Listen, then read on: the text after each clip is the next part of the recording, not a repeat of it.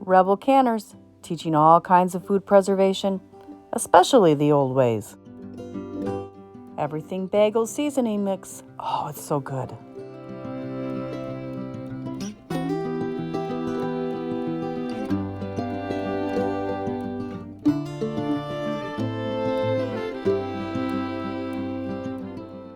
Everything Bagel seasoning can be so expensive to buy, but it's so easy to make. 2 teaspoons poppy seeds, 3 tablespoons white sesame seeds, 3 tablespoons black sesame seeds,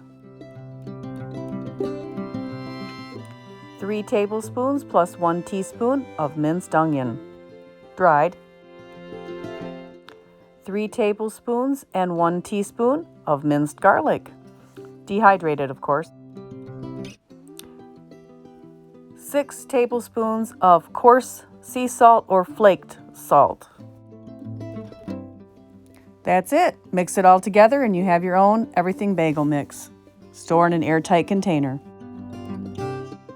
Like, subscribe, and ring that notification bell. Thanks for watching.